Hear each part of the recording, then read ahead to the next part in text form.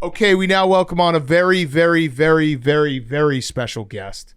In studio, it is Basketball Hall of Famer, 3-time NBA champion, Dwyane Wade, in studio. I think you might be one of the most accomplished people that's ever sat on that couch.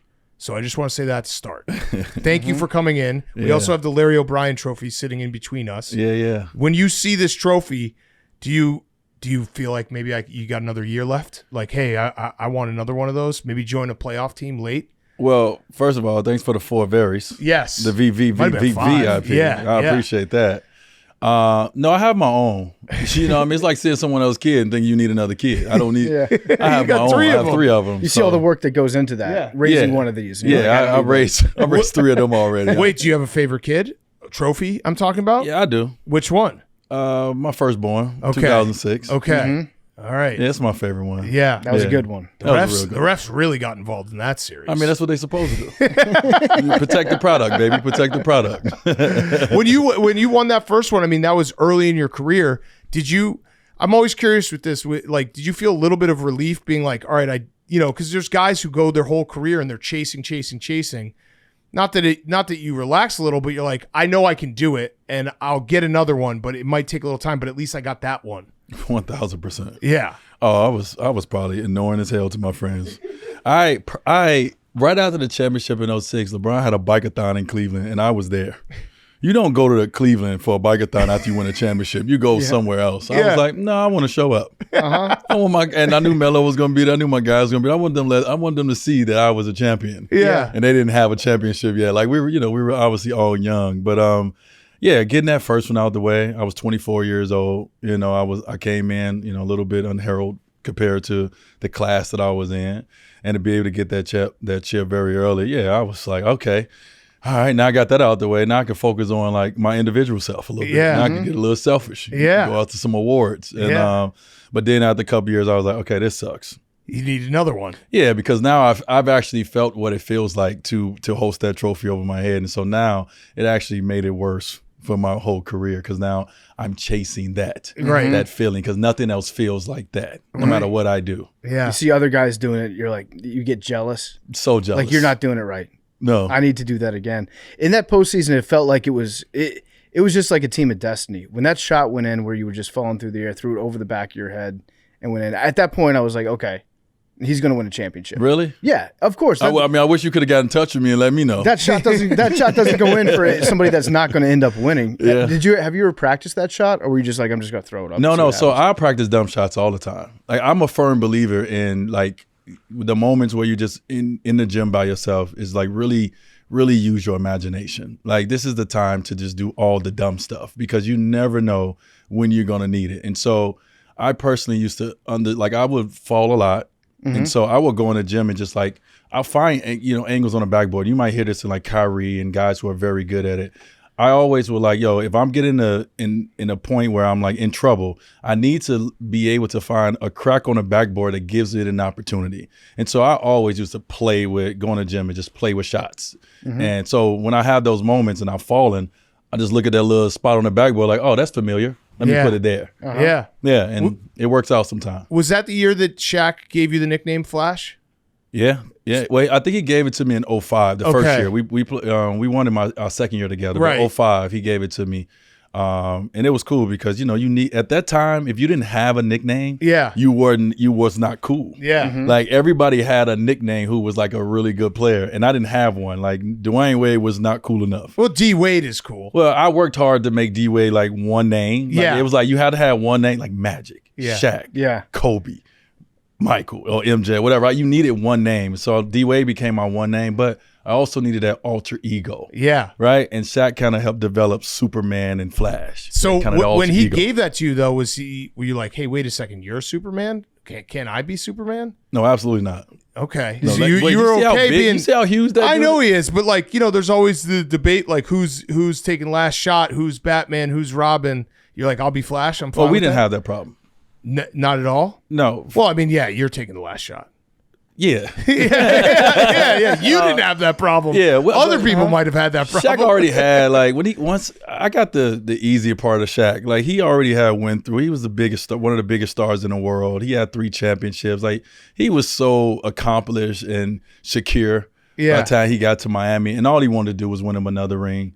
And so he knew that I was one of the ones that can help him get to that. And so he was amazing with me, man. Like he really pumped a lot of juice into me. He was telling me things that I didn't even know was true. Like he told me like I was going to be one of the greatest 2 guards that ever played a game. And I'm sitting here looking at him like, okay, if you think so, then, I know you play with Penny. I know you played with Kobe. And so if you say that, then I believe it, right? Yeah. So Shaq was incredible with me, man. Yeah. So where would you rank the nicknames between Flash, D Wade, and then Way of Wade?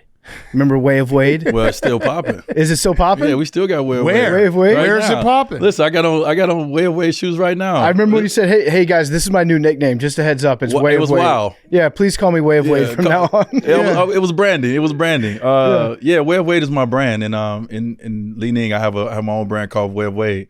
Actually, I'm wearing D'Angelo Russell shoes. We just launched these, and so Way of Wade is still a thing. Okay, I love it. Yeah, I love it. I was trying to make Wow a thing, though. I was trying to have people call me Wow, which is Way of Wade, WOW. Wow is a good name. Yeah. So I was trying. Yeah. So when Shaq comes over and he starts playing in Miami, I know that Pat Riley and the Heat are famous for some of their conditioning rules. Yeah. Was that an adjustment period for him where it's like, hey, oh man, we're gonna weigh you in, we're gonna take body fat measurements all the time? Oh man, Shaq. I think Shaq tells a lot of stories now, so it's really cool to be able to get behind the scenes. But watching him trying to get around those, like he'll put baby oil on his whole body, right? He'll come in just oiled up. I don't even know if this is the wrong temperature in the world to use baby oil. But no, that's fine. So he got oiled up, yeah. Shaq would come in, so you could not like grab the fat, like it was too slippery, right? So you couldn't like just grab it all, right? For like the pinchers, the skin calipers. Yeah, or you'll see slide off. guys in like Antoine Walker, and the guys would be in the steam. Now I'm young, so I didn't have these issues at that time. I didn't understand it, but now once I got older, I did. But you see the veteran guys finding all these ways around the weight and body fat. Guys would be in the steam room right before they got to do the weight and body fat. Doing all these things. But yeah, I've saw guys get suspended for games because they did not make weight and body fat. Like Pat didn't play those games at all. That's crazy. So even you, when you were unquestionably the face of the franchise, you'd have to do that every single day. It wasn't every day. It was like once a week. It was once a week you'd come in, you had to get weight and body fat. So if you build a good relationship with Bill Ferrin, who was our strength and conditioning coach, you'd be like, yo, Bill, get me on Wednesday. Yeah. Let me get myself tight for a couple of days. But it was something serious. And I think, Pat just have these pillars, that the organization, lives by. And you guys probably have heard it: best condition, most professional, hardest work, all these things. And this is a part of it. And he felt that if you were at a certain body fat, he had it for guards, in forwards and centers, that you were in great shape. And if you're in great shape, then you can give me your best on the court. Right. And I don't think I believed it early on until it was times where I was not at that body fat space and I wasn't in great shape. And you feel it in moments on the court. You feel it in the moment. You can't make that extra effort. Fourth quarter, you're a little bit, you're a little bit more tired. And so it was a method to the madness, but I think as players, you're like, nah, just give me the ball. I can hoop. I'm a hooper. Just let me play. Yeah, we have that here at Barstool too. They weigh us in, body fat. Yeah. If we're in too good of shape, they don't let us podcast. They're like, you got to be fat. Yeah, you're too chiseled. All right, so and the story you told maybe a couple months ago, which we laughed about, we thought it was incredible. LeBron and the cookies. So do you really think that it was the cookies that was I did not say it straw? was the cookies that was the final straw. That's what we took from it. Everybody took that steal from another it. man's cookies. And for the record, we're on LeBron's side. Oh yeah, you touch someone's cookies, that's fighting. I just said that was the first time that I was like, Houston, we have a problem. Okay, so the story goes, LeBron brings cookies with him every single time he gets on the plane. Well, sometimes, but the plane will have cookies as well. Okay, And so he's double cooking. Well, sometimes he brings it, but this is after a game. Okay. This is on the road after a game. They make the cookies. Got it. Like you can bring it when you're at home and you're about to go on the road. But when you're on a plane on a road trip, they make the cookies on a plane. And so, you have to have your comforts.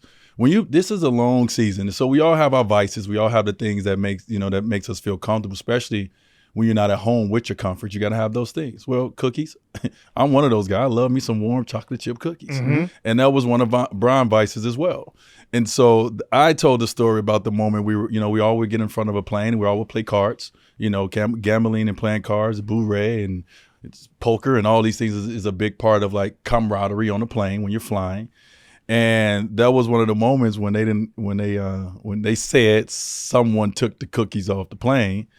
I got a lot of text messages from that, by the way. A lot of people was hitting me, telling me their version of the story, and I'm like, I was actually there. Yeah, this is my version. I just saw it in Brian. Like he became like a 5-year-old kid when them cookies went on that plane. He got real quiet, pushed them cards away, and I was like, oh, that's not good. Yeah. It's the nitpicking. Yeah. It's the nitpicking of things. Like we were one of the greatest teams. We went to 4 finals in a row. Don't take my cookies away from me. I need something. Right. And was it confirmed it was Pat Riley that took the cookies away? Well, listen, Pat Riley, it's Pat Riley's show. Right. I don't care who took the cookies. It had to come. The cookies don't get touched if Pat Riley doesn't say anything. In my eyes, everything come from Pat. It doesn't matter. Pat is he's the beginning and the end. Right. And so you're goddamn right. It comes from the beginning and the end. Yeah. In my eyes. And so that was just the first moment. That wasn't LeBron didn't leave the Heat because he didn't get warm chocolate chip cookies. But it's the things that, when it comes to the nitpicking, and I like the while when you're around each other for so long and, you've accomplished the things you came to accomplish and you're around each other for so long, everything is not as funny as it used to be. Everyone is not as cool as they once was. And so once you start having these little things that start adding up and it start building up, you start seeing it on a player. You start seeing it wear on them. And I just saw him and I was like, oh boy. Yeah. Was there a moment though after that where you're like, all right, I think he's definitely leaving? Like, could you feel it? Not really. It ain't like he wore it on the sleeve. Yeah. LeBron keeps them cards close to his chest. I didn't really feel that my guy was leaving until we were in Vegas. Before he left, we went to Vegas. He hosted his Nike camp, big camp. We all went to Vegas to kind of go hang out and be guys. And I could tell that he had a lot on his mind, and there was some things he wanted to say that he was not saying. But I just waited for him to tell me. I wasn't gonna go to him like, bro, you out? Yeah. I could tell that I'm sure it was a hard decision for him, and I'm sure it was hard to tell me and other guys. And so I just waited. I waited for him to have that conversation with me. But ultimately we had to have the conversation just like we did to team up. We had the conversation. Yeah. So on the other side, the team up. When did you know that was going to happen? Because there were certain teams. I'm a Bulls fan. I was like, oh, I think they might come to the Bulls. I think the Knicks felt the same way. Was it always the Heat? Was it you were just leading everyone else on? I think the one thing is Chris Bosh was in Toronto, right? And so once Chris Bosh got a chance to come out here and get, everybody was like throwing flowers at his feet. He wavered a couple times on, like, we didn't know if he was going to be a part of, the opportunity for us to play together. Right. And I think the Heat did a great job of keeping, once again, their cards close to their chest because we knew going into that summer that each team that was in position can get 2 star players, that everyone wanted 2 star players. And then the Heat came out of nowhere, was like, hey, we can get 3.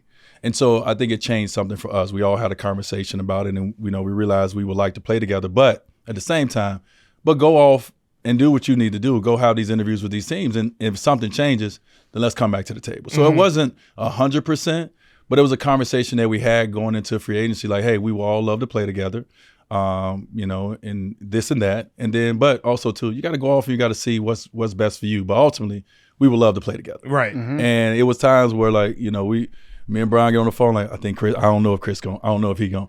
The Knicks telling him everything. The Bulls telling him everything he want to hear. I don't know if he's going to play in Miami. And also too with Brian too, I didn't know because I'm not in his meetings, right? And with me, when I came to Chicago and I got a chance to go in there and grab that Chicago Bulls jersey, I was back at home in the mirror like, and now, you know what I mean? Like I went back to that kid from Chicago. So I think it was a moment where all of us was like, we probably wavered in our thought of like, man, this looks good for me. Even though we had the conversation about playing together, and and people think it was like 2 years before. It was not. It was like 3 years before. Yeah, it was not. we don't give us that much credit. How long for real? Was it like? It was free agency time. But before free agency, there was at least a little wink and a nod, like, hey, it'd be cool to play together. Nope. Was there a third option if Chris Bosh didn't come to Miami? Would that you guys had talked to or explored? Well, I mean, once people start getting a little inside that we were thinking about playing together, we got a couple calls. So we would get calls from Amari was a free agent. Yeah. Boozer was a free agent. And so we had to look and see if those personalities and those talents, if it obviously worked with us. Right. Because I think it was Brown and I were both committed to playing together once we committed to playing together. And it was really important who that third person was. And we knew all along that if we were going to do this, that Chris Bosh was the choice. But he wasn't like another option from the standpoint of this is our first option, just because of our talents already together. It was hard vision how we're both going to be successful at the same time, because we're both ball dominant guys. Right. Mm-hmm. And you need somebody else to kind of like relieve that. And Chris Bosh was the reliever in that for us, more than like Amari or more than even Boozer at that time. I would have loved to hear Boozer's pitch. Was he like, it's okay, I got this. Don't worry, I'm not going to take any shots? I don't know. Brian talked to Boozer. They had already played together in Cleveland. Yeah. And I talked to Amari because me and Amari were, we had a cool relationship. So I actually was trying to get Amari there the year before. I was trying to get Amari to the Heat before. And I didn't think, this was the, 2009 All-Star Weekend. I was trying to get us a trade for Amari. I'm like, listen, let's do it now. Right. And the Heat was like, no, we trying to be patient. And so I'm like, all right, well, patient gonna get me out the door. Right. You know what I mean? Type thing. And and so it didn't work, but like, Amari, Brown, and I, it would have been dominant, but at the same time, it's a total different game than Chris Bosh. Yeah. Can you tell me about how the Banana Boat crew came together? You talked to Carmelo about this, by the way. I think he's miffed that he wasn't on the Banana Boat. He insisted that he was invited. Yeah. We were telling him when he came on the show, we're like, dude, you didn't get invited. He's like, I was invited, I just didn't really want to do it. He said he was too cool for it. He was not involved in the Banana Boat. But tell me about how that came to be. The crazy thing about life is it is a photo with the Banana Boat, and Carmelo Anthony is not on the photo. And people can look at the photo and still don't care and still say that we all are the Banana. Like, I don't know how that name came about with all of us, because we all was not on the Banana Boats. My wife was on the Banana Boat with us. And so we were actually all on vacation. We were always going on vacation together. We would take we got together and we was like, hey man, we want to start taking these little yacht trips together. We was put all our monies together. We'd take our wives, significant others, and we'll go on vacations together. And so Melo wasn't there yet. They were actually on their way, like literally like headed to us. And we were just, getting in the water, having fun. And my wife wanted to go on a Banana Boat. And so Chris Paul, Brian, we all got on the Banana Boat. Now, we're in the middle of nowhere. No one's supposed to know this but us. And someone took a photo from who God knows where. I'm so happy they did. It's a great photo. I'd be so mad if we never got documentation. No one's supposed to have seen us on that Banana Boat, first of all. Like, if I'd have knew they were saying, we'd have looked a little cooler. No, I think it's one of the best pictures of all time. Yeah. You look at that, and I honestly, when I look at it, I think, like, Carmelo should be there. Yeah, so would he have been invited? Would he have been invited? No, he was on his way.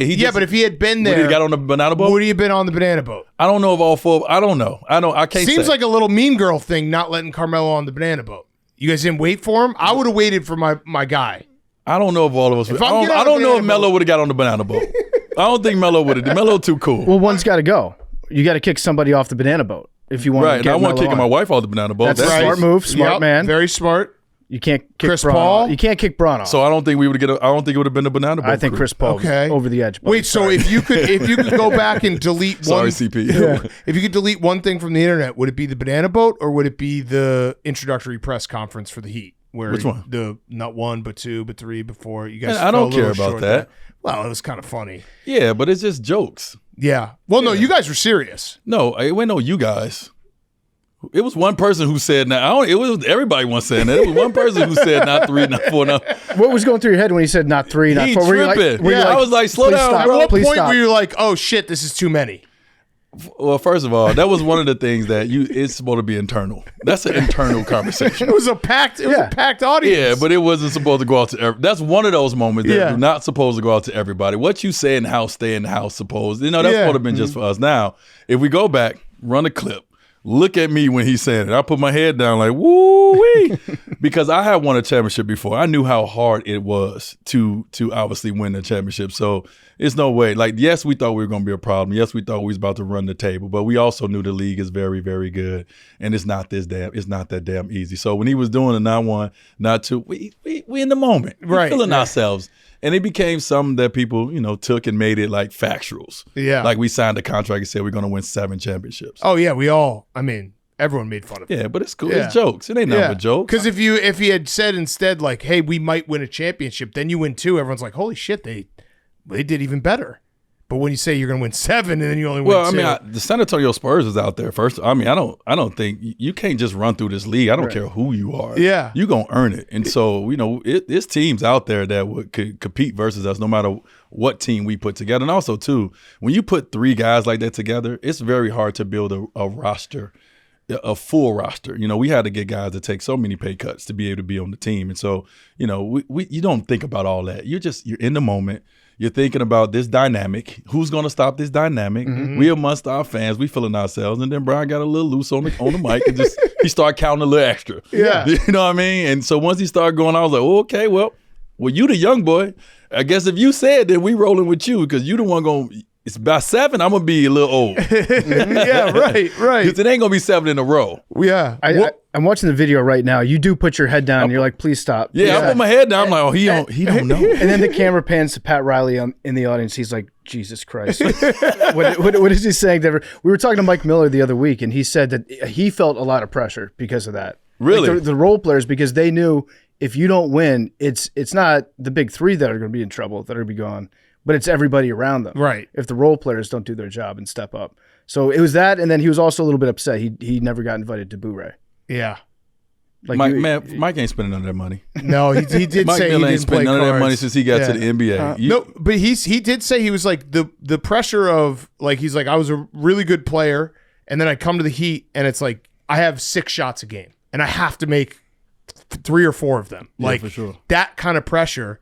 Did you feel that for the role players where it's like, hey, these guys, even though they aren't asked to do as much, what they're asked to do, they have to be perfect when they're asked to do it. Listen, LeBron, Dwyane, and Chris Bosh don't get together in their prime to not have pressure. Right. This is what we're here for, everybody. If you ain't signing up for this, then don't sign up here. At this point, once you're just playing in the NBA and you're playing games and you're going home first round or regular season, I want to feel something. Mm-hmm. I want something. I want to be a part of something that's just really bigger than me. And that's what we signed up for. And so if you signed up to play with the Miami Heat, you signed up for pressure. Yeah. That's where you feel alive. We wanted to feel alive. And so we welcome the pressure, right? You want to see how you respond and how you can succeed in the midst of this pressure. And so I loved it. I didn't mind. And if you can see the ones who will weed themselves out when it came to the pressure moments. But Mike was a gamer. Mike didn't have no thumbs. Mike didn't have no toes. Like Mike he was injured all the time when he played with us. I felt bad for him, man, because Mike can play. That was one of the guys that Brian really wanted on the team. Like Brian wanted Mike, I wanted UD. These were the guys who was like, hey, this don't work without this guy and that guy. Yeah. And so we made sure, and they also made sure by taking the pay cuts that they were there. Yeah. Speaking of UD, he seems like the best locker room guy ever. The guy, like a nice veteran presence to have around. How long did he play for? Till he was 42 years old? We played 20. Yeah, he played 20 years with the Heat. I think he was 42 years old when he retired from the game. Yeah. And he was on the Heat for a long time, not really playing that much, but just being a presence in the locker room. What was his role in the locker room on some of those teams? Well, he's the culture carrier. You know what I mean? He's the voice. And when UD say something, everybody listen. I don't care what stature, I don't care if you're averaging 30, 40 points a game. When UD stand up and say something, you're going to listen. Mm-hmm. And also, too, he ran Miami. So, you couldn't go nowhere without people tapping on your shoulder and it's UD. UD got eyes on you. Yeah. You know what I'm saying? But is there certain people that just have your respect? And it ain't about what they accomplish in this. It's about what they do every day. He's an everyday guy. And you respect the guy that come and give everything they have to get every ounce out of their ability every day. And don't bitch and moan about it. Just go about his business, put his hard head on. And so he's the guy. And we all respected him, man. Brian respected him just as much as I did. Pat Riley respected him just as much as anybody. And so on the outside, when people say, anything about UD, on the inside, you understand that he's one of the most important voices the Miami Heat has ever had in the organization. Yeah. Yeah. And if I ever become a coach, which I won't be, he's be on my staff. Yeah. Go get him, You never want to coach? I mean, you see these contracts? I don't know. Listen, never know. Yeah, I mean, They might JJ fire you. Redick showed it. You go podcasting to being a coach. We could be coaches. I mean, hey, That's all it takes. I mean, you got a good podcast. if you think so. The thing is, getting fired as a coach is actually kind of sweet. Fire me. yeah. Give me that 5 years, then let Yeah. me go after 2. Let me hang out. Getting paid not to work. That's what we all work towards. I'll Right, go we find work my towards getting fired. yeah, and then I'll just go be like an offensive analyst for one of my friends. And No, it's a just, miserable job, though. You think so? If you care. When did you know? Speaking of coaches, when did you know Spo was special? Because I think that was an interesting dynamic of you guys having that team, and like Spoelstra's a younger coach, and there was definitely the murmur of like, is Pat Riley going to do it again? Is he going to come back down? Yeah, no, we didn't want that. Yeah, but was there a moment where you're like, okay, I feel like he's got this. I know he's got this. I mean, I was a star player when Spo got his first head coaching job, and so I was there along the bumps and the bruises of a first time coach, right? But about time Brown and them came to Miami, I think he was about 2-3 years on the job. You saw the big improvement, as a coach, and like what he had his strengths right away, and his strengths was you're gonna be prepared. Right, his preparation is incredible. His work ethic is off the chart, but there's a lot of other things that goes into coaching besides that. And then by the time Brown and them came, he was a little bit better at it. And then after we lost in that finals, he went out and started reinventing himself. Spo is one of those guys that will go into football locker rooms and other sports to see some of the other great coaches, what they're doing, how they're evolving. And you start seeing he started evolving every year as a coach. And I mean, obviously he's one of the greatest now. But when he first got the job, I was like, what are we doing? Yeah. Who is this? Like, and I had a great relationship with Spo. He was the guy who helped me with my game early on. He was my workout guy. He was in the video room, and then he'd come up and help me work out after practice. So we had a great relationship. But then he got handed the head coaching job, and I'm like, wait, what we doing? Right. And then, but to see his work ethics, to see the staff that was put around him, shout out to David Fisdale, Keith Ashton, like these tough guys, Ronnie Ronstein, like they put a good staff around him and allow him to grow, make mistakes. You have to have that. You cannot bring a young coach in and fire him within the first 3 years.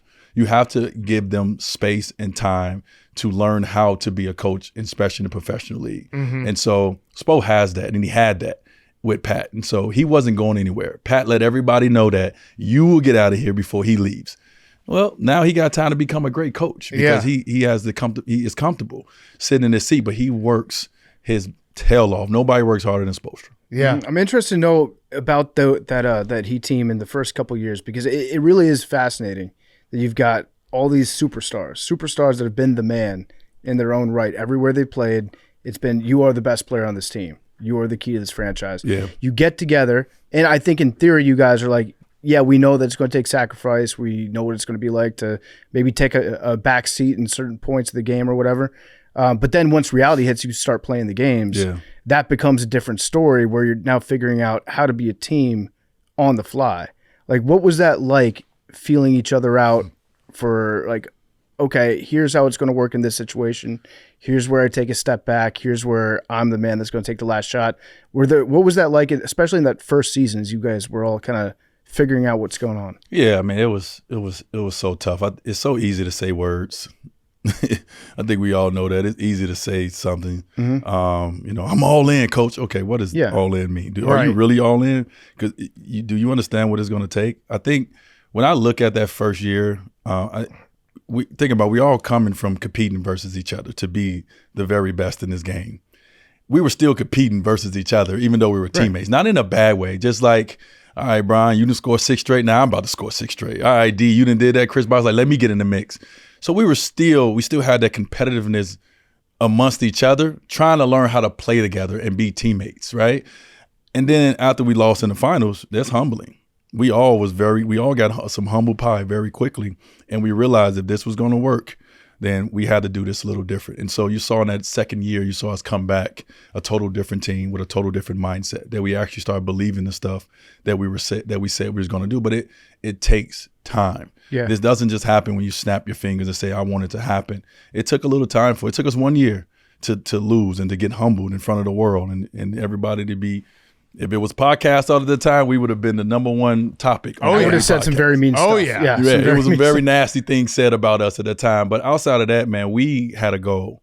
We sacrificed a lot to be able to play together. And so we had to accomplish that. It was no other answer. We have to accomplish this goal. And our goal was to win, not just to get there. And so we came back in year 2 and we started actually believing the things that we said, the mottos that we would say, the things that we would say to the media, the things we would say to each other. We started believing it because you start seeing sacrifice amongst guys.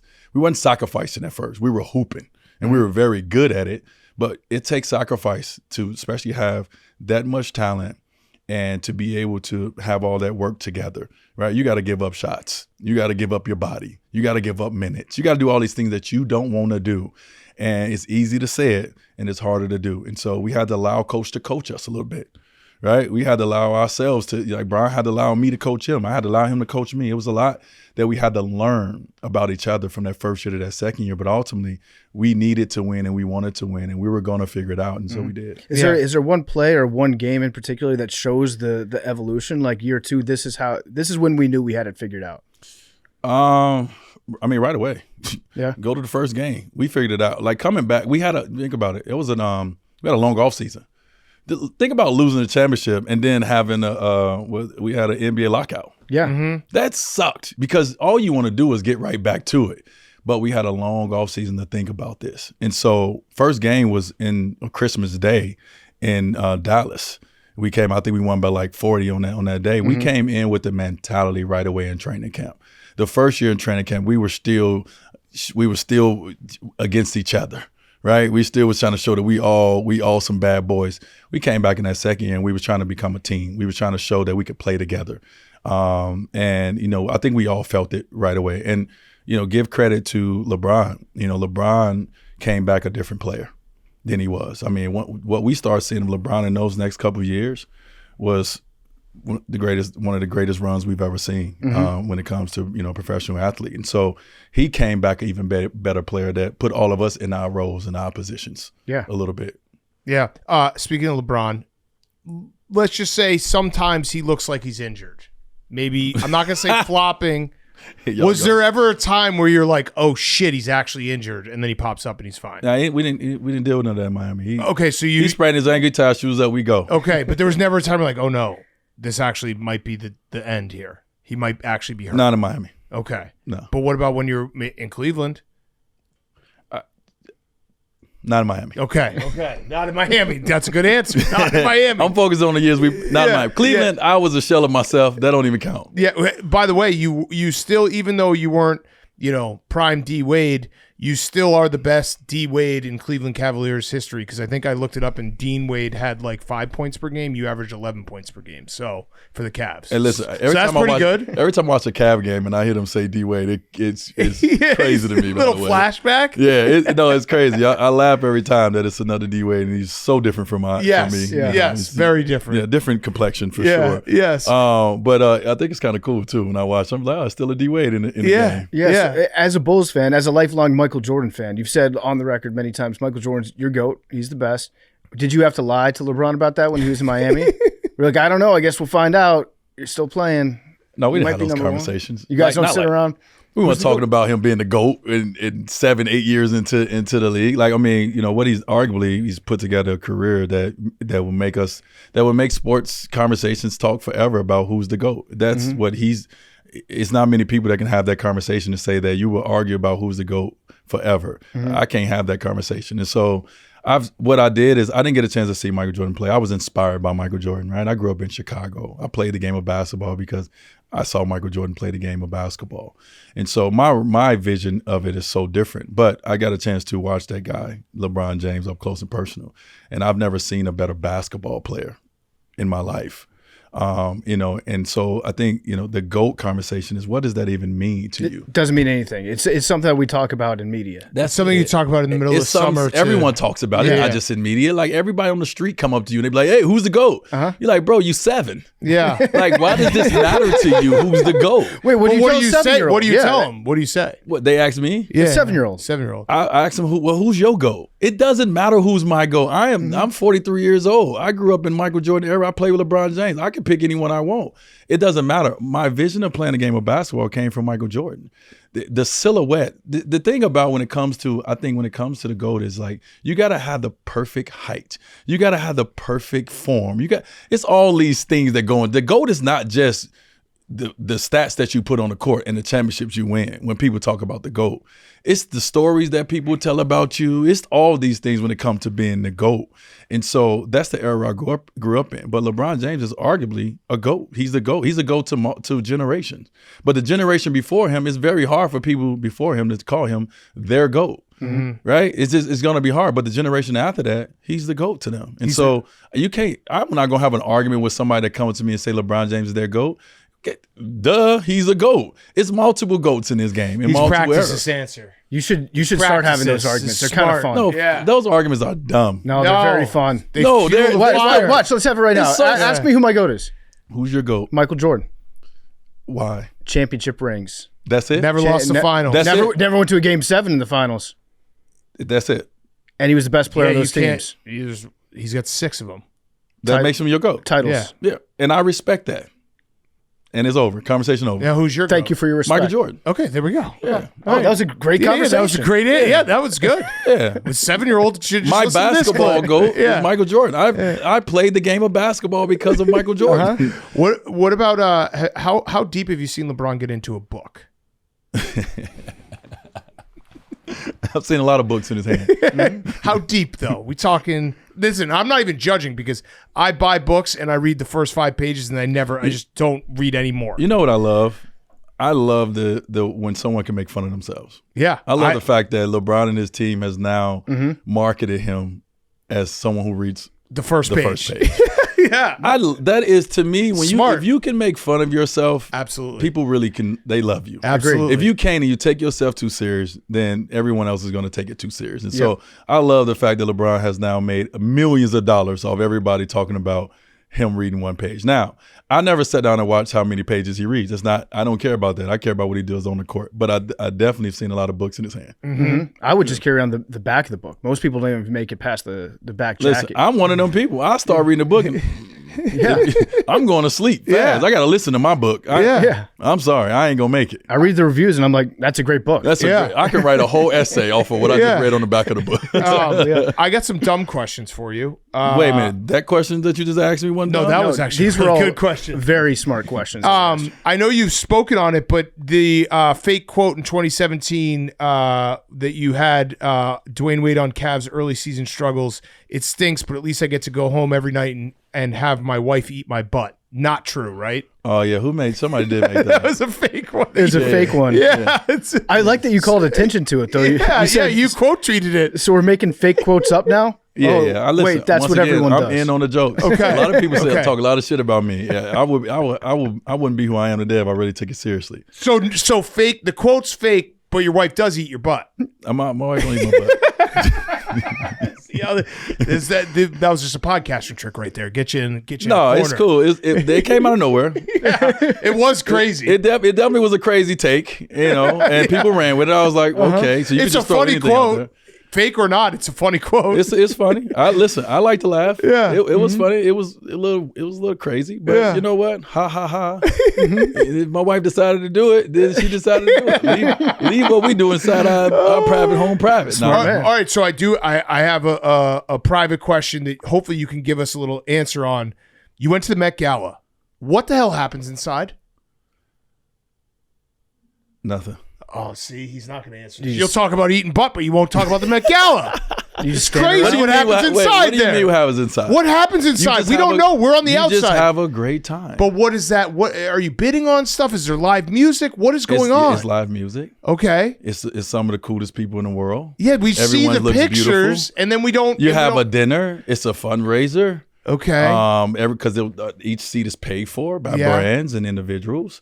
It's you walk through, depending on the theme of the year, you walk through the gallery. Right? Any TVs? No TVs. If the game's on? No games on. So you're at a table. That sounds terrible. You're eating dinner at a table. Yeah. And then is there an MC? Ain't no MC. Okay. So it's just there's a band that's playing during dinner?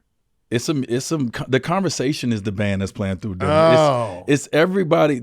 All these people, like most of these people I only get to see once a year. Yeah. Right. And I mean, I don't got these people in my Rolodex. Like we not like kicking it like that, right? Not everybody in there. So it's the soundtrack is of everybody happy and excited to be in the cool kids room, right, together, and everyone looking fly as hell, and you know that's just the sound. That's the soundtrack of the room. When do they pass around the Illuminati robes and the baby blood? Is that dessert course? Let's talk about the food. Tell me what you ate. Well, this year it was fire. Every year is different. Okay. Every year is different. Obviously, they reach out to different chef or different restaurant to upset the plate. And, some years it's maybe some you fancy and some years it's some you may not fancy. This year was actually really, really good. One of my wife and I actually favorite restaurant. So we had some soul in our food this year. Okay. It was about Black culture this year, baby. We're going to have some seasoning on some shit. Mm-hmm. So it was good. It was really, really good. And I read a story. You didn't try fish until you were 32 years old. Is that right? I don't remember the age, but me and Fish has had a real. It was just you on stay over site. there, I stay over here relationship. You know what I mean? Right. I grew up in the inner city. Fish wasn't a part of what I was able to eat. And then when I got older, people started throwing fish, and it was like the first one was salmon, and I was like, that smells like the sea. Yeah. It tastes. I don't want that. And so me and Fish had you stay over there, I stay over here relationship for a long time. And now I just actually ate Brazino before I came over. It's pretty good. You're having lunch fish now. Yeah. I'm having lunch a fish whole now fish with a salad. Oh yeah, because you weren't a salad guy either. No, David Fisdale, shout out to David Fisdale, one of our coaches. He told me one time, he was like, you know what? He's like, I'm pissed off at my parents. I grew up, my mom always told me that I had to eat healthy. I had to do all these things to be like, if I wanted to be an athlete one day. He said, you don't do none of those things. And you're one of the greatest athletes that I've ever seen. Right. Mm-hmm. I mean, I was terrible when I in my prime. That's why my prime didn't last that long, because I didn't have the things I needed, the nutrients for my body continue to perform the way it needed to perform. I was a sugar baby. Give me sugar, give me sweets, give me burgers, give me fried chicken. Like I grew up that way, and that's the way I ate through the league for a long time. Give me hot dogs before a game. Yeah. Was there a moment when you were like, oh shit, I gotta Father Time's coming? Yeah, it was too late. It was? Father Time was already at the door. Shit. Do you think Fisdale needs to have a conversation with Luka? Whoa. Maybe get Luka on some salads? Fisdale is in Phoenix. Yeah, but he should talk to Luka. Why? Like try to. What are you talking about? Everybody talk about Luka's diet? Yeah. Luka gonna figure out what he needs to do. He'll be great. I think he'll be great. It's one of our favorite things to do. Like a guy who looks like me, be like, Luka's kind of out of shape. Well, right. I mean, Jokic looks like you, and he got 3 MVPs, right? Yeah, is it 3 or 4? I don't know. But he did lose weight. Like he Jokic still looks like you. Weight. Yeah, but his talent and his skills, everybody don't need to look chiseled. Yeah, like that. That is a misconception right there. It's not about how you look. It's about what kind of conditioning you in to be able to obviously play both ends of the floor the way you need to. Yeah, and so it's not about how you look. That's a little overrated. It's a little bit about how you look. Everybody don't need abs. Well, but when you lose, then it's about how you look. That's how the media works. And no one said nothing about how Jokic looks when he's winning MVP trophies. True. Nope. His body is no different than Luka's. If you want to talk about the style of like, we don't see muscles. Yeah. You know what I'm saying? It's more so of, are you in peak condition or are you not in peak condition from what people expect from a superstar player? Yeah. And that's the biggest conversation. It is messed up how we do it. It's like winner, winner, winner, and then the minute you lose, you're like fat. That's just how it goes. Got to finals. Yeah. It's a lot of fat guys that's saying it, right? Whatever fat is to you. It's a lot of guys who don't have abs that's saying it. I think Luka looks good. Yeah, sure. Yeah, he looks okay. I like if Luka walked in here right now, I'm sure his body would look way different than you think by watching him on a basketball court with, out there with jerseys on and all the pads and everything. If he walked in here, I'd cross him up.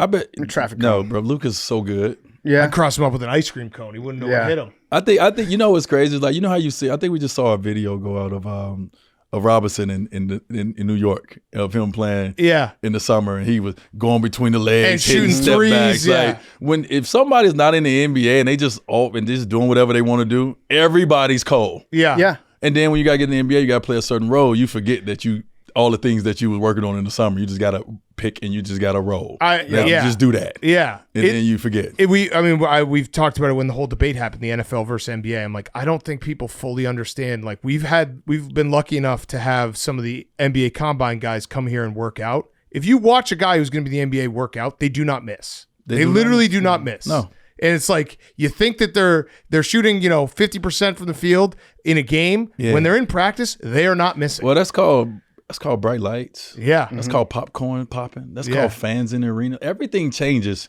when I've seen players in practice that was way better than me. And then we get in the game and I'm like, bro, you gonna help me? It's a whole different beast when you got 20,000. Why would you say that about Mario Chalmers? I love Mario. No, I have. Listen, Mario is one of the toughest. Mario don't get credit the way he should. Mario is one of the toughest players I ever played with. One of the biggest shot makers I've ever played with. Mario, to me, I feel like he got more out of what looks like his ability. Like when you look at Mario, you don't see him doing it. You're like, I don't think this guy's gonna be that good, right? Because he's not chiseled. He's not hella tall. He's not fast. He don't jump high. Mario still today plays the game of basketball, and Mario can still hoop. I give Mario a lot of credit. He was one of the guys I love playing with. And if I was a starter team again and you asked me to pick 12 guys, I would pick Mario on my team because he's a fucking winner. Okay, so who's your favorite teammate? You can't name like Bosh, LeBron, UD, Ray But for what? And what favorite teammate for what? Because you got favorite teammates for different reasons. reasons. Favorite teammate to play with, favorite teammate to hang out with in your entire career. Favorite teammate to play with, and I can't pick a guy that I actually like playing with. Is that what you're telling me? No. Just you can't pick the usual suspects. Because what we're gonna do is just a podcasting trick. I'm gonna say favorite teammate to play with, and then you're gonna say someone other than LeBron. Then we're gonna put the clip out. No, my everyone's gonna be answer like, "Holy is always shit!" the same. My answer is always the same. What is it? It doesn't change. It's Udonis Haslem. Okay. All time favorite teammate. Okay. And then what about to hang out with him as well? To hang out with. No, that's always the guys that don't really get no time on the court. Yeah. Them all, it's always the guys that, is not one of the star guys, the guys you can kind of get away with, get away and just kind of like, be someone else. You don't got to be that star guy. You don't got to be cool. You can just be who you are. You know what I'm saying? So I've had many favorite teammates that you will never know their names. Yeah. I'd know their names. Yeah, I mean, my favorite teammates go back to college, man. Like I got guys in college that you won't know their names. They're my favorite teammates. I still talk to them to this day. In our Final Four run, guys that you will not remember. Yeah. Yeah. On that Final Four run, did you at that moment have the confidence in yourself and the belief that you were going to go on to do all these great things? Or was it that moment that kind of woke you up and you're like, yeah, I can be one of the best? No, you know what, man? I didn't think that way. Like, I mean, I knew I was good at what I was good at. But I always, just had the mentality that like I never thought that far ahead. I'm a everyday person. It was just, to me, I was always about getting better every day. Now I knew I could compete with anybody because I wasn't afraid of anyone. Once you take away getting dunked on, shooting an air ball, and getting crossed over, what else is it? Mm-hmm. After that, it ain't nothing else embarrassing in the game of basketball. Like everyone's gonna score on you, right? And so once I realized that, okay, these are only things that really people are embarrassed about. All right, well, take that away, then let's just hoop. And so I was never, it's basketball. I'm not afraid of you. Now you can score on me, okay. Like my brothers could score on me. My dad could score on me. So like I just kind of simplified the game of basketball. So I knew I could compete with anyone. It was just about getting the opportunity for me. And once I got my opportunity, I showed up every time. And that's all. So you weren't thinking at that moment, like one day, 15, 20 years in the future, I'm going to have a really, really weird looking statue of myself built. No, but I knew I was going to be great. It goes back to, I got a high school yearbook quote when I was 17 years old. And they asked me, in 20 years, what would you be? And I said, I'm going to retire as one of the greatest ever played the game of basketball. I said it at 17, and I actually retired at 37 years old. I retired 20 years later. That's pretty cool. Actually pretty damn cool. Yeah, and I awesome. retired as one of the greatest to play the game of basketball. Now, whatever number, at least in the 75. But Thank you very Yeah. much. So I did retire as one of the greatest. So at 17 years old, I had the outlook. I just didn't know how I was going to get there. Yeah. But I got there by my work every day, and also too, just by the people, man. You really gotta find people along this journey. You gotta connect to them. You gotta hold on tight to them. The people that's there for you. Like God puts people in your path. You have to recognize who these people are. I recognize those people throughout my journey, and I stay connected to them. You know what I mean, to help me get to that next level. And so I knew that I wanted to be that. But it was the work every day, and it was the recognizing of, you know, and being honest and looking in the mirror of myself when I wasn't that good, when I wasn't doing the things that I was supposed to do, really holding myself accountable to that, to being one of the greatest ever played the game in 20 years. Can we talk about the statue? Yeah. Is that okay? So when they unveiled the statue, what was your initial thought? I have a statue. Yeah. Great statue. Yeah. Yeah, that's what that is a statue. Yeah. I wasn't thinking like you guys were thinking. I wasn't thinking like the photo that went out and everybody like to say like. Yeah. I wasn't thinking about that, guys. Like, come on, man. Like, Technically, it's a statue. It goes back to like us looking at Luke and being like, wow, that guy's out of shape. Like Right. We're like, look how bad that guy's statue is. The guy that got a statue for being great for so long. Yeah. Listen, I get it. Like, give me all the jokes. Actually, some of them were fucking hilarious, by the way. Like, some of them, I saved them in my phone. I was like, I got to come back and laugh at this one later. But no, I wasn't thinking about that. I was, once again, I mean, my mind goes beyond that. My mind goes to my kids. My mind goes to like, small kids from the inner city of Chicago. I go to all that. Now, you guys have a job to do. Right? You got a job to do. You got Your job to do is to make sure that you get as many clicks as possible. And my statue became something that you guys can talk about that will get you clicks. Yes. Have at it. So it's hard to do. I feel like statues fail, like the Ronaldo statue. No, they're tough. Yeah, they're tough. Once I keep telling people is I was there alone, like the whole process, right? Like it was an incredible process. But from clay to bronze, it's two totally different things. It's two totally different statues from clay to bronze. And so in clay, I was like, oh yeah, this is gonna go down in history as one of the greatest statues ever. In bronze, it looks way different. Everything is hardened. Right. So it's very different in clay than it is in bronze. Yeah. It's intense. It's real intense. Yeah. So it was some very strong like jaw structures and you know what I mean? And then too, like everyone gets to look up at me with my mouth open and yelling with these strong, trust me, I understand, but in clay, it's soft. Yeah. Right? It looks a little different. I look a little bit more like me. And then you put it in bronze. And then obviously, and I was trying to educate people. I said, and also, you put it in bronze and it has to stand strong in Miami forever. That is an extra dip in bronze. Right. That is an extra this, extra that. It's even harder. Right. It's even darker. And so I think my first reaction, once I got to reaction was, damn, it's darker than I thought it was going to be. Because every statue has different complexions of bronze complexions. But because mine needs to weather the storm, mine had to be a little bit more. It had to get a little bit more care on it in a sense. And so it was definitely darker than I wanted to be. But like the expression that I wanted it to have, it had the expression. It just hit my cheekbones a little stronger. Yeah. It is very cool though. It's an awesome honor to have a statue, to know that you meant so much to one organization, one city really. That they're like, we want you to stand here for forever. Yeah, I mean, you could put everybody that plays sports in one room to have a statue, and you can't fill this room up. No. So it's an elite class. Yeah. And listen, I think as long as people are making bronze statues, it's going to be hard to capture it to look the way that everybody's going to want it to look. Someone is going to figure it out where it's going to look exact one day. But it is a really tough process. And it didn't hurt me that everyone was talking jokes.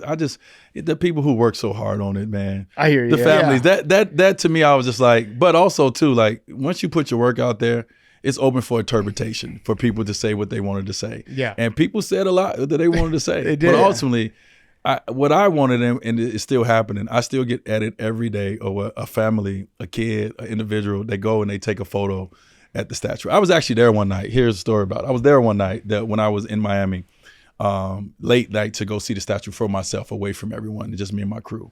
And it was like 3 a.m, and it was a guy who walked up to see the statue. Now, mind you, I'm behind the statue. I'm looking at all the details. He's not even at the statue yet. He's walking up and he's like, oh man, they fucked my man up. And so I come around the statue. I said, bro, did you even look at the statue? Or are you going off of everything you heard? Like, come here. Let's take a look at this statue for a minute. But he just automatically walked up with his own. What did he say when he saw you? Like that's such a funny thing for the guy to be like, wait, does Dwyane Wade just stand at his statue all day telling people to look at it closer? Yeah, I'm like, hey, come get a better look. You know what? Matter of fact, how about you look from up top? Yeah, like, right. Everybody looking from down here, right? But no, he took a couple steps back and was like, oh man, I didn't. No, you did. You said it. I heard you when you were here. But That's so funny. it's all good. Like I just want to. If I lived in Miami, I'd just pop up at the statue anytime. Yeah, Just sitting hell there, yeah. Like say something. Yeah. Me and UD sit there like say something. Yeah. But it's all love, man. It's all love. So we mentioned offhand there, but 75, when they did the 75th anniversary and the top 75 players all time, you were named on that list. Incredible accomplishment. One of my best accomplishments. Yeah. How did it feel to be named on that list? And then when you get everyone together, what was that room like? And was MJ talking shit? So, yes, at some point. I remember being a kid watching the top 50. Mm-hmm. It was in Cleveland when they did it. Yeah, the leather jackets. They had the leather jackets. Yeah. I remember being a kid and watching some of my favorite players all be on the top 50. And I thought, what one of the coolest moments in the NBA to be in that list.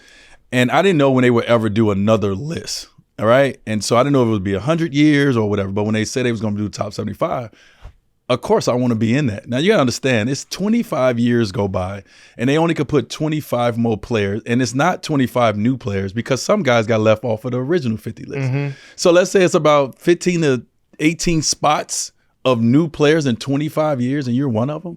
I mean, to me individually, that was one of the dopest moments of my individual life. Like I didn't go out to play as an individual. And I didn't go off all the individual awards. Like I wish I would have grabbed a couple on the way, but that was one that I tattooed on my chest. Yeah. Right?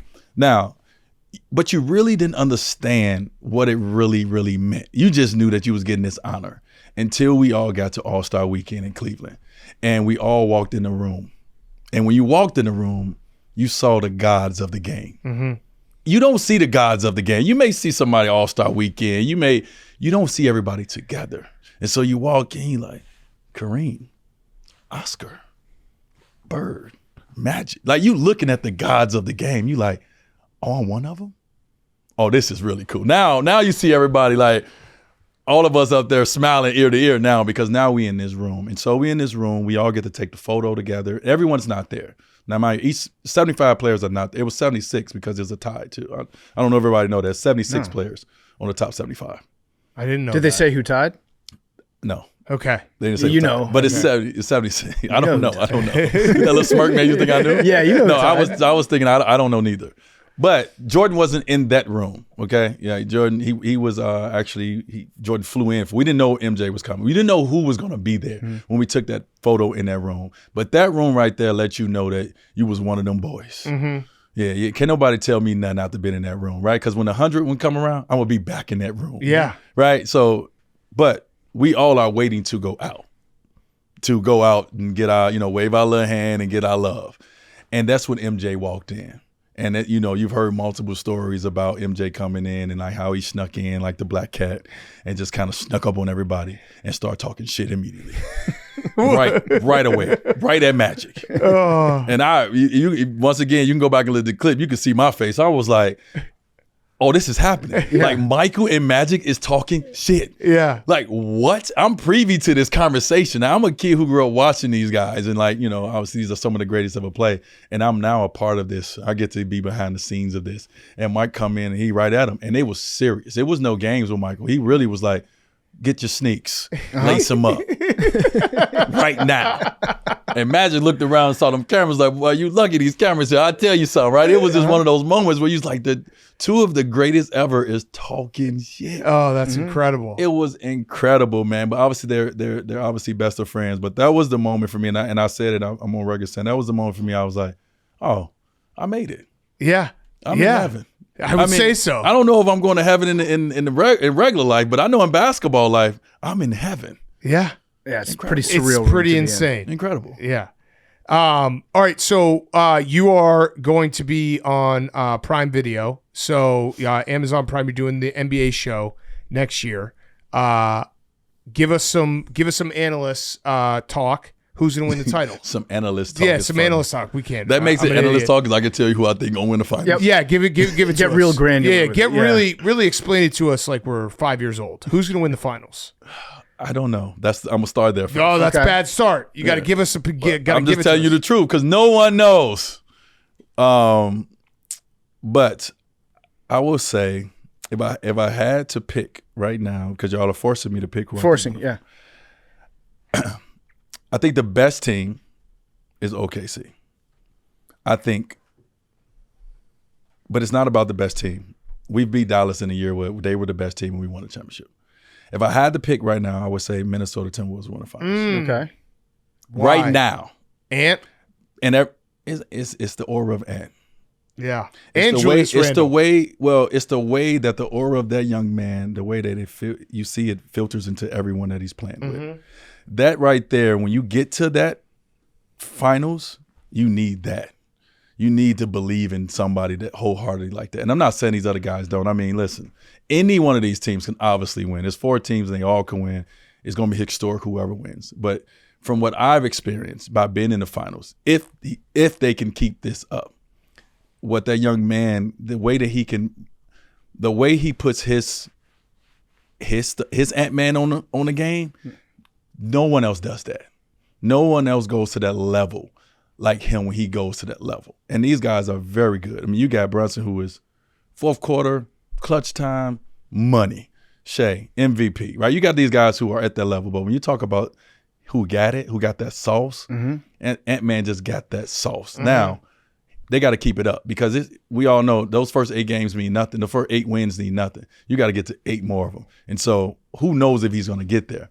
But right now, if you ask me, I'm going to say he got the sauce that you need to get to that finals. Okay, so counterpoint. I don't hate the take, but last year I would say he also had the sauce. Did he just get the sauce this offseason? Like something changed about him, right? No, he grew up a little bit. I mean, it's only 1 year difference, but it's a big difference. He got to experience it. He was in the Western Conference Finals last year. He played against the guys who went to the finals. That's a different summer than someone who lost in the second round or the first round when you lose in that space. And so you see a mature player. He had the sauce. He's had the sauce his whole life. I'm sure when he had let you know when he was 5, he had the sauce. But once you lose in the way that he lost, and you watch the team that you lost to go off to the finals and all those things, it's a different mentality that you come back with. Ant-Man has come back and put his spirit into the guys. And you can see it when they're playing, right? And he's a leader of that team. And so if I'm choosing, maybe a little biased because I see a little, maybe I see a little reflection sometimes. That's what I thought, yeah. Yeah, maybe a little biased. Yeah. You know what I mean? As a young guy, I mean, I won mine at 24. He's 23. You know, I want to see somebody come and take it. But I think he got what is needed when you get to that stage. As you understand, you heard Shea say the other day, Game 7, he was like, I was nervous. Yeah. You could feel it in the first quarter. You're supposed to be. You have never felt these emotions before. Yeah. That is the second round 7 game. You got to keep going. Yeah. And you got to get to these. It gets hot. Listen, you get more nervous as it goes on. And so I think someone like Ant I think he's ready for that step and for that stage. And that stage, them lights get even brighter. That popcorn it smells even better in that. Yeah. It gets even richer in that arena. That crowd get even louder. And so to win, the ability to be able to pump that confidence in those other guys is what it's going to be. And OKC has what I think is the best team overall from top to bottom in this. But it's not just about that when you get to this place that they're hopefully going. Their defense is so good. Something about Ant that reminds me a little bit of your game. He seems to be the type of rare player that when he's playing in front of an opposing audience, when he's on the road, he feeds off the crowd just as much on the road as he does at home. Yeah. Right? Like he brings his confidence to them. He brings it to the game where he hears everybody booing, hears everybody yelling at him, screaming, and he elevates his game. He's like, I want to shut them up. You have to love it. Just as bad as he wants to make the fans at home cheer. Yeah, you have to love it. And at this time of year, you gotta love playing on the road more than you love playing at home. It's easy to play at home. You're not saying you're gonna win everyone, but you're gonna get more help. The role players. You're gonna get more help. Yeah. On the road, you're not gonna get as much help, bro. And you know what? So what? This is your It's your responsibility. Everybody looking at you. You the man. You the one with all the commercials. You the one with all the attention. They all looking at you, and you gotta love that. And so I personally love that. I love playing on the road. I love going to win on the road. We won our first finals on the road in Game 6. I had 36. I love that. Put me in a position that is the most uncomfortable and watch me come out smelling like roses. And so if you don't have that mentality, you're not winning that championship. I don't care how close you don't care if you go up 2-0. Right. You got to love winning on the road. It's not going to happen. Was that your favorite? Because we always talk about this, like best sports sounds. And one of the best sports sounds is when a road player, like you can feel them take the soul of the fans. You know what I mean? Where that like hitting a big shot on the road and that like scream gasp is it's something about it. It's Folgers Crystal in the morning. It's a sweet smell incredible. of coffee in the morning. Yeah, and the whole stadium knows like this guy just beat us. Oh, it's incredible. Yeah. It's nothing better than that. It's nothing better than when you walk out and you got the opposing fans looking at you they just respect you, right? They end up cheering for you. It's nothing better than turning them into a fan of yours. Yeah. Right? And that's the kind of aura that Ant has. He has that aura where you hate him, but when he get done, you're going to love him. Yeah. Because you can do nothing but respect it. Yeah. And, along the way. And so, it's nothing better than that. He's a very fun player. I got one more question for you. I think it's more of a statement. You might be a magician or a witch because of your pump fake. Are you aware of how good your pump fake was when you were a player? Well, yeah, I see people flying all the time. And you would do it constantly from the 3-point line. And people guarded you. I think there's a stat out there that shows that people guarded you closer than any other player in the NBA from the 3-point arc when they were playing defense. Homework. Right? Now, I'm not bringing this up to trash your 3-point percentage, but it was like 29%.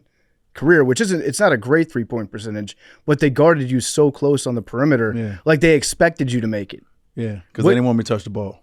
Was it just like no matter where he is on the court, we're gonna guard him as closely as possible? Well, yeah, because here's the thing: if I'm not a 3-point shooter and you play off me, when I get the ball, I'm coming at you downhill. You cannot stop me. So your goal is to make sure that I don't touch the ball. And so it was a stat when I played in my prime years where I think I was up there like with Ray Allen and those guys when it came to the defense trying not to allow me to get the ball at the 3-point line. I was up there with the top 3-point shooters, and I was the worst by far 3-point shooter. But some guys, you just do not want them to get the ball in their hands because that's the rhythm for them. And it wasn't my job to shoot threes. You know what I mean? Like you're Michael Jordan. He had a quote where he talked about, he's like, I don't want to be a great 3-point shooter because it takes away what I'm great at and what I love about my game and the game, because it makes me stay on the perimeter searching for threes.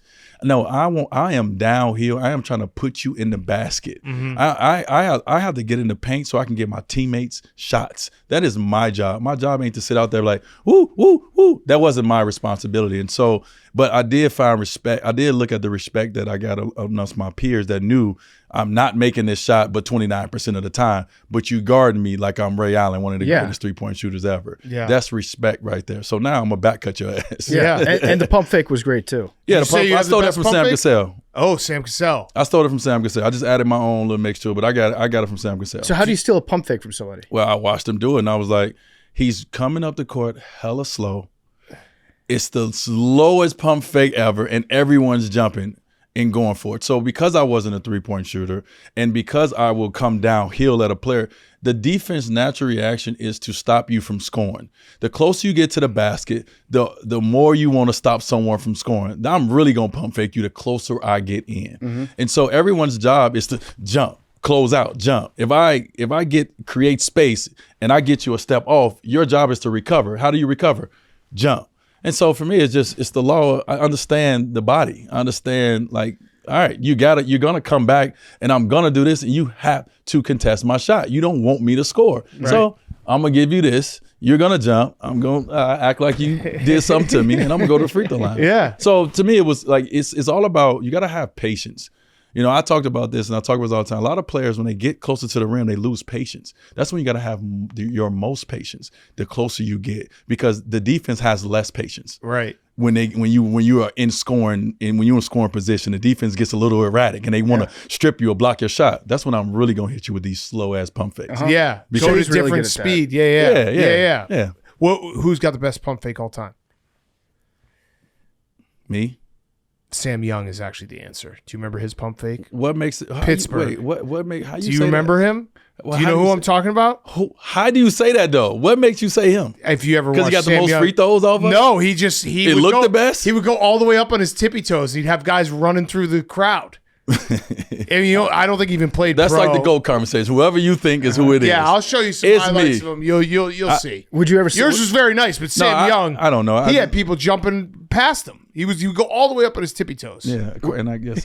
Would you talk shit to people if they jump? If you're like, got him? Oh yeah, listen. It was game plans. You would hear the whole coaching staff on the opposite team say, "Do not jump for his pump fake," and I'd be like, "You know you're gonna jump for my next pump fake." Because it's in your mind now. Yeah. Right. Is now they have made it worse for you because they're now telling you don't jump for my pump fake. Yeah. It's coming. You don't know when. But I'm about to hit you with these 3 jumpers in your face, and you're not gonna like that. So what you're gonna do eventually? You're gonna try to stop me. That means you gotta jump. Because if you don't jump, I'm just dotting your eye. So eventually you're gonna jump, and I'm gonna get you. I used to tell people all the time, I'm gonna get you. You know that, right? Because if you don't, that's a bucket. Yeah. And you got to let them know, too, if they jump and you drive past them. yeah. Oh, I got you. Yeah. I got. Yeah. See you. All right, I got one last question. Rowback question. RHOBACK.com. Promo code TAKE. 20% off your first purchase. Q-zips, polos, hoodies, joggers, shorts. Rowback.com. Promo code TAKE. This has been so much fun. The Larry O'Brien Trophy here. Awesome conversation. We'd love to have you on anytime. You're a recurring guest now, so when we ask you to come on, you have to come on, just so you know. Okay. That you signed something when you walked in the door. I don't know if you read it, but it's basically whenever we want you on, you have to come on our show. That sound like my wife. Yeah, well, Well, I'm not going to eat your butt. No, my last question is, we were talking about it before we started taping. We have a mutual friend, Tom Crean. Obviously, you're closer to him than we are, but we're fairly close with him. We've had him on many times. Really love him. Yeah. Was there a moment when Tom Crean at Marquette instilled to you? You talked about the Shaq confidence. Did Tom Crean have a moment where he was like, "Hey, you're going to be special"? And you have an opportunity now. Do you remember that moment or that sequence where he kind of gave you that confidence of oh, this is different. It's not just college basketball. It's going to be something more. Oh yeah, he's one of the most important people in my development. In my development as the player that you guys got a chance to see, Tom Crean. Tom Crean was on my ass to a level of tears coming down a lot of times because I didn't understand why he was on me so hard. But he obviously saw something in me that I didn't know was there. But I was talking about one of the things Tom Crean taught me, and which made me a very good basketball player. And it was my ability to get so low on pick and rolls. And we drilled this over and over. We drilled anytime I touched the paint, you better dunk it. This was my summer workouts with Tom Crean, to the point where I was young. I was get kicked out of practice, or I throw the ball and walk out of practice, and he'd come right down there and get your ass back up here. Mm-hmm. He was on me, and I was young. I was going through a lot of things in my family life when I went to college. And I wasn't mature enough yet, and had a lot of things going on, but he would not allow me to be less than what he thought that I was going to be. He thought I was going to be great. The year before I entered the draft, I told everybody I was leaving and entering the draft because I didn't want to work. We were running lines and all this shit, and I was like, I'm out. I'm going to the NBA. He flew in at 3 o'clock in the morning, called me down to the office and scared the living shit out of me. But what he pretty much told me is that you didn't come here to be average. I'm not allowing you to go to the NBA to be in the second round or to be late first round. You came here to be great. And great has been in the lottery. And so if you ain't there, you ain't going nowhere type, Right. Father figure. He was a father figure for me at that time. And I respected him. Obviously, I stayed one more year and I went number 5. Right. And so he was just somebody who was on me. And he saw something in me that I didn't even know was inside. He pulled things out of me that I didn't even know could be pulled out of you, in a sense. And so, I sit here and I see him not coaching, and I see and I look at that and I see so many kids who are not getting an opportunity because they're not getting coached by him to get greatness pulled out of them. Yep. And that's the thing. Just because you have it in you don't mean that you're going to be able to showcase it to the world. You got to know how to do that. You got to have somebody that can see that in you and could pull it out of you. Tom Crean pulled all of my greatness out, and then you guys got a chance to experience it. Mm-hmm. But it happened at Marquette in that small ass gym in Milwaukee.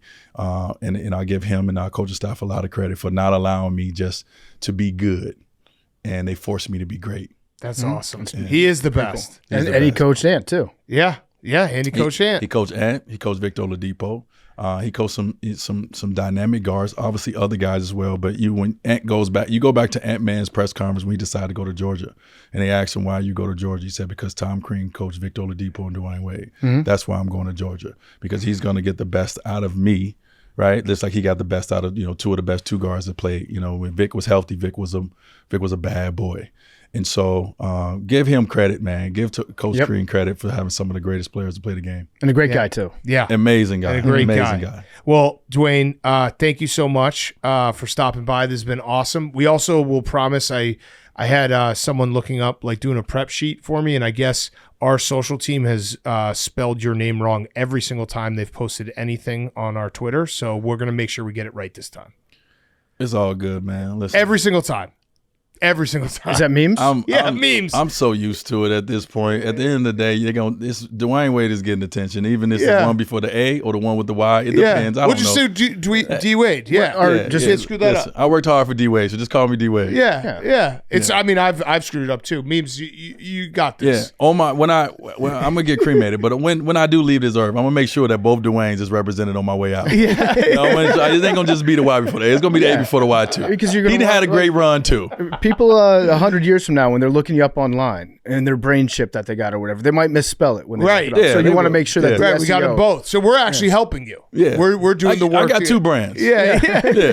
Just don't call you Dean Wade. Yeah, no, let him have his own brand. Let him hey, don't call him D Wade neither. Y'all stop that now. Don't give my nickname away. I worked hard for that. Definitely not. Call him Dean. Yeah. All right. Well, thanks so much. We really appreciate it, man. Appreciate you guys taking a moment, man.